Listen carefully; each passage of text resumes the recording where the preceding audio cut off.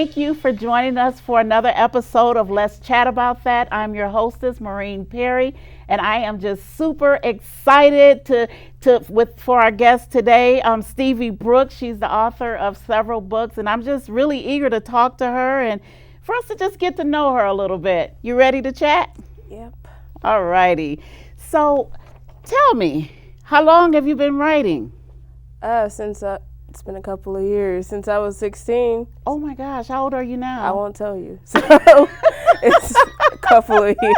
It's been a while. I understand. I feel you. So I see you have 3 of your books here. Do you have any other books outside of these, or? Okay. Oh, no. Books? Currently, I'm still working on a few more. You are? Okay, so let's just talk about the books. So I see you have 3 of them. Why don't you tell us a little bit about each one? So the first one, First Decent Ending. This is more about Christmas love story. And then the second one, that's a coming to age story about a teenage boy finding himself in the world. Oh yeah. And then the last one, number 15, that is a serial killer love story. Oh, serial killer love story. Yeah. Oh wow. So your genre is romance, but with a twist on it. It just depends on the setting, huh? Oh yeah, for sure. Oh, that's awesome. That is awesome. Now I read your number 15. That one is actually my favorite one. Yeah. That is actually my favorite one. The ending is amazing. Everything about it. The character Susanna Jones, right? Correct. That's my girl. Yep, he loved her to death. Apparently. That's my girl. So you're currently what other things do you do outside of writing? Currently, I am in college for social work. Okay, what do you want to do with that? Are you going to be able to tie that in with your writing, or are those 2 separate things? Very 2 separate things. Okay. Do you think that social work, maybe some of the things that you face as a social worker, will show up in some of your books? Most likely. Most likely. So, with school, writing, and I know you're involved in a lot of other things, how do you find time to write? Writing is something I want to do, so I have to find the time to do it. Okay, that makes sense. I know some people, so do you find that it's easier for you to find that time in the mornings, at night? What do you do? Definitely at night. At night, when everybody's quiet and asleep, cats and dogs are asleep? Yeah, I think at night your thoughts are able to, really expand on everything. Okay. So, you're relatively a new writer. Yes. Okay. As a new writer, what do you find to be the most challenging aspect of writing and trying to break into the market? The most challenging aspect is essentially breaking into the market. It's a lot of competition. Not competition, I won't say competition. It's a lot of different authors out there, a lot of different books. You just try to get your book out there. So what do you do to try to get your book out there? A lot of book fairs, online stuff. Okay, do you have one coming up? Yes, at the end of the week. Oh, really? Yep. So how do you normally what do you do to make yourself stand out at these book fairs? I think the covers speak for itself. Yeah, especially that number 15. Your designs for your books, I think they're very interesting. I actually like them. Who does your design work? I do. So no AI? No. Oh, good girl. Not that there's anything wrong with people that use it, but I don't. So where do you find your inspiration for your characters? From people that I know or people I don't know, just around. Really? So Susanna Jones, please tell me, and the characters in that number 15, were those people you know? No, I don't know anyone who's a serial killer. Good. That's real good. So how about the other stories? Were they based on people you might know in your family or friends? Yeah, family, classmates, people I work with, just everywhere. Do you have a favorite character? No, I do not. Really? Nope. Oh, wow. So I know, like, when I write, I have a tendency to actually become very fond of some of my characters, which makes editing very difficult. You just want to, because sometimes, and I don't know if you do this, but you take a little piece of yourself and you build a whole character out of that sometimes. You have to put yourself into your writing. Yeah, you do. So it's kind of hard sometimes to cut those things. So let me ask you a question. People write for different reasons, of course. Why do you write? Because I have to write. Why? Like, this is something I have to do. It's, I have to. That's the it's part point. of your DNA. Yes. Yeah. So if you couldn't write, what impact would that have on you? Big impact. This is like how I show myself. Okay. Is it more therapeutic for you?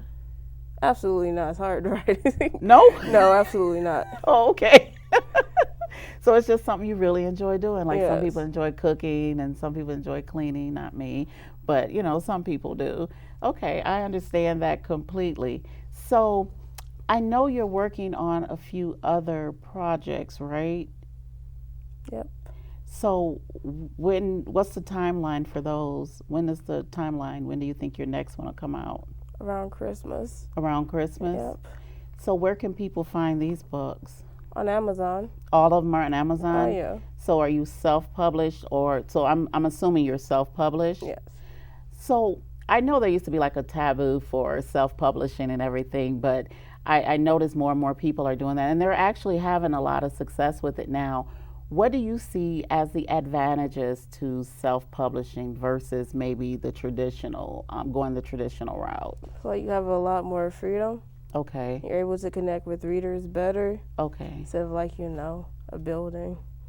Okay. I do know that a lot of times, and there's nothing wrong with the traditional way, but sometimes you lose some parts in it because you don't have complete control over what goes into it. Mm-hmm. Sometimes even like the cover and things like that, even though those are experts and whatnot, but I'm sure a lot of artists love to have autonomy with their work. So that's cool. So let me ask you a question because I know this is something that I struggle with and I know I have my little things in place.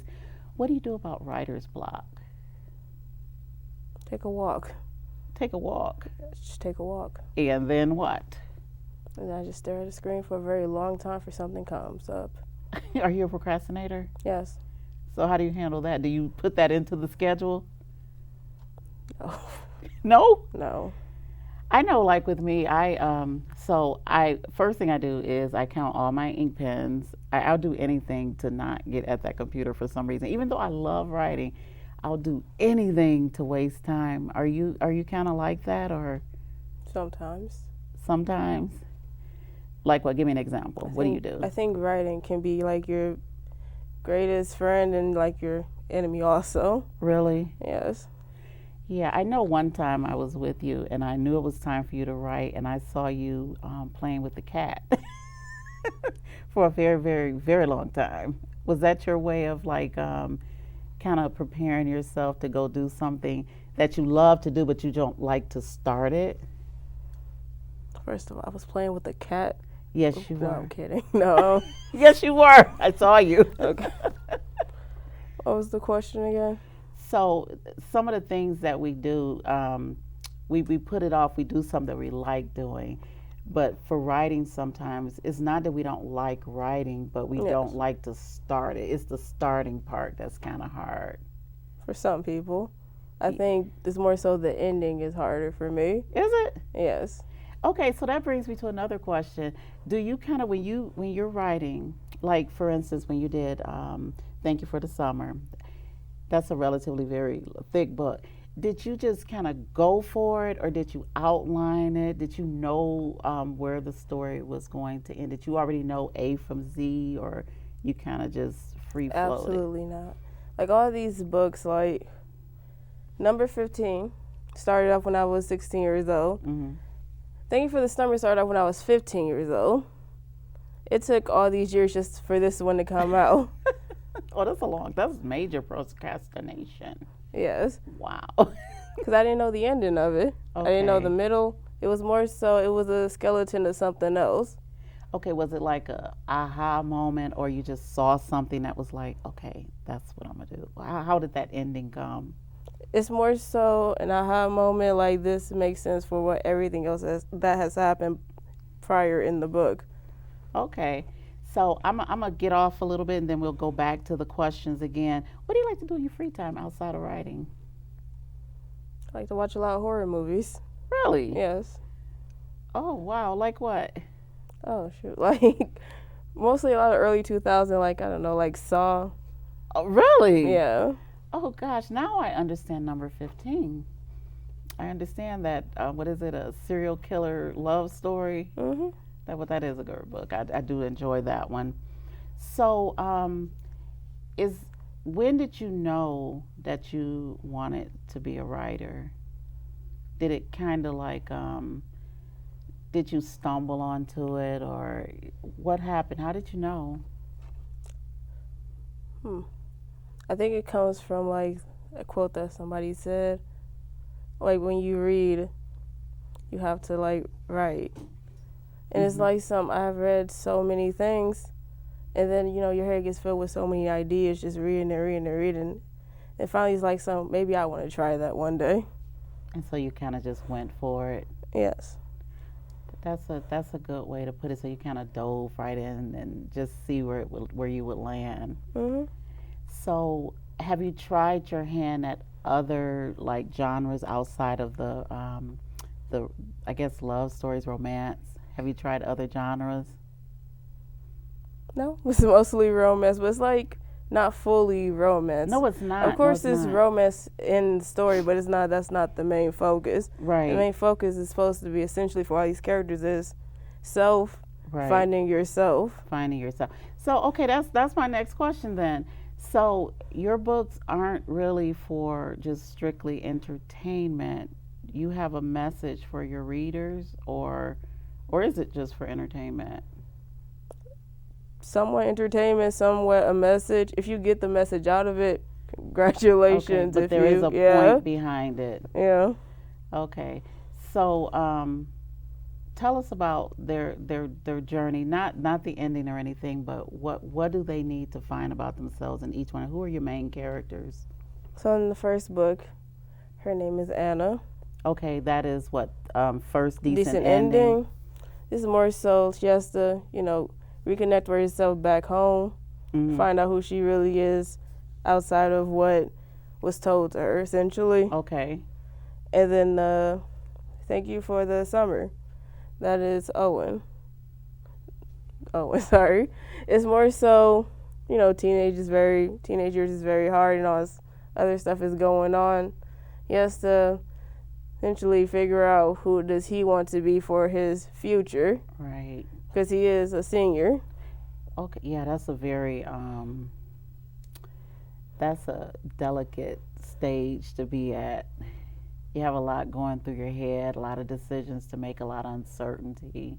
Mhm. So could you relate to that character? Yes. Yeah.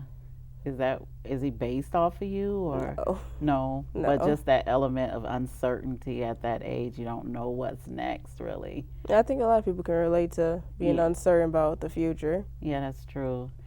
So how about Bruce and Susanna? Bruce is a complicated man, but it's more so trying to figure out why does he do the things that he does. Can he ever get better? Does he think he can get better? Yeah, and I think people can relate to that because it's like a universal thing. Sometimes when you're really traumatized, it can come out in different ways. It can manifest in different ways, and he just happens to get pleasure in killing people. That's how he finds that's his therapy. Yeah. What I like about it though is that this woman changes his heart, possibly. So yeah, I really love that book. And not that the other ones aren't good, but that one just I liked it a lot. I really liked it. So let me ask you a question. Are you an avid reader, or do you like to read a lot? I would like to read more. But you're kind of busy. I don't have time to read. Yeah, I know some authors don't like to read other people's work because they start comparing themselves. It can get very distracting. Like, so It maybe can. I should do that. Oh, did I not do that right? Yeah. So a lot of them don't like to read, or they'll read other genres outside of what they write. Mm-hmm. Like me, I like to read like a lot of self-help books. I'll read a lot of sci-fi because I'll write some no, I won't write a sci-fi book. I'll write a sci-fi screenplay, but I'm not going to write a sci-fi book. No, but I'll read it. Sci-fi is very complicated. It It's is. a lot of moving parts. It is. It is. So I guess my question is, when you do read a good story, though, or when you're writing, what elements do you think make a good story? Like, what has to happen for you to say, dang, that is amazing? I think to like keep them mostly to as human as possible. Mm-hmm. Let them make mistakes. No one's perfect. Mm-hmm. Just keep it mostly to how people really are. You can't make someone a saint. No one can relate to that. Yeah, that's true. Okay, let me ask you. So, with me personally, you have to take me on a journey. You have to make me feel something. Mm-hmm. I prefer you engage all of my like make me laugh sometimes, make me cry, make me angry. I like for it to be complex. How about yourself? Are you like that? Sometimes. Sometimes, but not all the time. No. So what's some stuff that you would read that doesn't have to take you through your emotions? Like just something for Something I like to read. Mm-hmm. A lot of mysteries. Oh, They don't have to mystery. take me through emotions. I just have to figure it out. Yeah, that's true. Yeah. That's true. I heard you're pretty good at putting on shows. Like you're interested in putting on like mystery shows and whatnot. Are you still into that? Yeah, I'm into that. Yeah, those are kind of fun. Those what do you call them? Murder mysteries. Murder mysteries and that Yeah. kind of thing. Yeah, those are fun. I just kind of want to know everybody that's there. I don't want it to be for real. Hopefully you're not the victim. Right. So I got another question. So in the world of AI now, how do you see AI influencing the book world, or what do you think AI should have a role in like book writing and all that good stuff? I think, especially with writing, it's mostly keep it to your words as possible. That's the most important thing. Mm-hmm. Like, you cannot rely on AI to write the book for you. You have to write. If you want to be an author, you want to be good, you have to do it yourself. Right. Sure, you can like learn. Do you even call them an author if they let AI write the whole book? No, it's not. It's not, is it? No, you're just, what's that called? The person is just the person that just stands next to the book. I don't know. Yeah, and this is my opinion. It's not a fact, but it's an opinion. I read some stuff that was produced by AI, and it wasn't very engaging. It's very empty. Yeah, it's stuff that I've seen from other books, or I just could tell something was missing. Yeah. I could tell what was going to happen next. So what role do you think AI should be able to play, if any? I think as little as possible. Yeah. Like, suggest me something, but don't write it for me. Yeah. Let me expand on the idea. Yeah, maybe I'm building on an idea, or maybe seeing how you can elevate it or make it more of a high concept or something like that. But I'm in the mindset to say, don't let an AI write for you. Mm-hmm. Yeah. That's just like if I do use like which I try not to, like art or something like that. I'm not gonna call myself an artist. I'm gonna actually say AI did it for me. But the words are mine. Yeah. The words are mine. So I'm gonna ask you a few personal questions. You married? No. Tell me about your family life a little bit. Tell your readers. They want to know who you are. I have a big family. Like what? So like 4 sisters, 3 brothers type of deal. Okay. Yeah, that's a big family. Tell me about your wonderful mother. A wonderful mother. Your wonderful mother. She's wonderful. Yes, she is. Okay. Tell me about her, please. No comment. Okay. Okay. So once again, I did want to ask, where can readers find your work? You can find on Amazon under Stevie Brooks. Really? You know what? Let's just give them a sample of some of this. Can I read the back of it? Sure. Okay. So this one is, which one is this? This is number 15.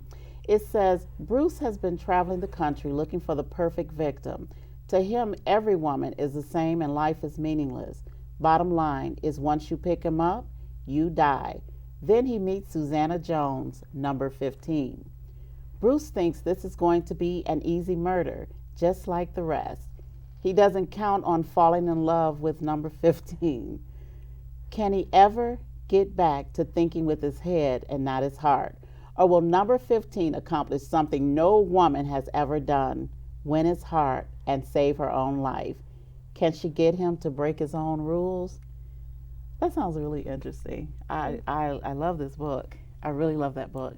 I hope if I ever, like, somebody was thinking about killing me, I could, like... You just charm them? Yeah. You know, something, just don't kill me, please. I don't want to die. Not like that. So then we have, what's this? Thank you for the summer. Thank you for the summer. It says, Gwen loves summer vacations. Owen. Oops. It's fine. My bad. Owens loves summer vacations, but this year he has been dreading spending the summer with his dad, who abandoned him and his mom when he was younger. Then he meets Melinda. Welcome to the most confusing summer ever, filled with, I'm gonna have to lift this up, filled with murderous old ladies, an evil stepmom, and cinnamon apple gum. That's cool. So where did you get the cinnamon apple gum? You know, no one likes cinnamon apple gum. Exactly. That's why it's a horrible summer. Okay, and the last one, I have to lift that, or do you want to read it? You can read this Okay, one. I'll read it. Give it to me. Okay, it says, Anne is down on her luck. With the confusing breakup and the lack of inspiration for a new novel, life just seems to be on pause. A trip to her hometown for Christmas might not be what she wanted, but it may be just what she needs to get things moving again. That's one of those feel-good, sounds like a feel-good, like Hallmark kind of feel to it. Mm-hmm. Yeah, you know, sometimes you need those books where you know it's going to be a good ending. Yeah. Yeah. Or a decent ending. A decent ending. Ah, good play on words. So, is there anything else you would like to tell us about your books or your writing before we get ready to wrap things up? That's about it. That's about it. Let me ask you one more question. Tell me about your mom. Is she wonderful? She might be. She might be. Okay, Stevie Brooks. Well, Stevie Brooks, before we leave, is there anything that you would like to take a few minutes to say to inspiring new writers? Only thing I can really say is if you want to be a writer, you have to put in the work, you have to put in the time, and you will not be perfect. That's true. I agree with that. So one thing I want to say is, so I'm a writer too, as you know, and so I want to introduce people to some things that I've written. You know my our YouTube channel, right? Mm-hmm. That's Family Health and Deliverance. So I'm going to read a few things from ours, and I hope next time I have you on here, you'll be willing to read a few excerpts from yours, right? Maybe. Well, I do have a video that I'm going to show everyone, and I think they'll enjoy it. But I just want to thank you so much, and after this reading, I'll be right back on here with you, okay? Okay. All right. Thank you guys so much. Right now, we are going to see a couple of videos featuring Stevie Brooks' book, and you're also going to hear some of my work from our YouTube channel called Family Health and Deliverance. I hope you like it. It's something I just jotted down. I'm not a masterpiece writer like her, but I'm going to try, okay? And be patient and just show me some love, okay? We'll be right back. A legacy desecrated because we have allowed the devil to divide, to tap into that darkness in us called pride, and play tricks on our minds, entangle us, strip us, and bind. plant darkness in our hearts to the point where we can't even tell good and evil apart, the truth from lies, even go against our conscience and compromise.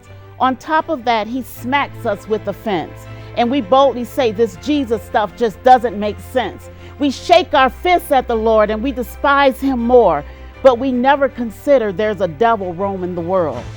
And when all hell breaks through, all we can ask is why, maybe cry, and unfortunately, sometimes be convinced that the only way out is to die. The devil is more shrewder than you think. Oh, he knows how to desensitize us, create false gods, make us sink. And he works so hard to steal God's glory by hijacking our lives and corrupting our story. Kill, steal, destroy with distractions and demonic decoys. But I testify that doesn't have to be the end. We can win and overcome the devil's plan and this noose called sin. The smoke screen looks real, but it's a lie. And I stand here and declare we will live and not die. Look at me. I was there and I'm not dead. Jesus snatched me out of the grave and became the lifter of my head. He led me to the rock that's higher than me so I could soar above the devil's lies and finally see. I chose the price he paid. Do you see me? Head, heart, on every level, I'm free. I believed his word. I believe what he said, that I served a God who runs to our cries, equipping us to seize the prize. I simply believed what he can do. Will you?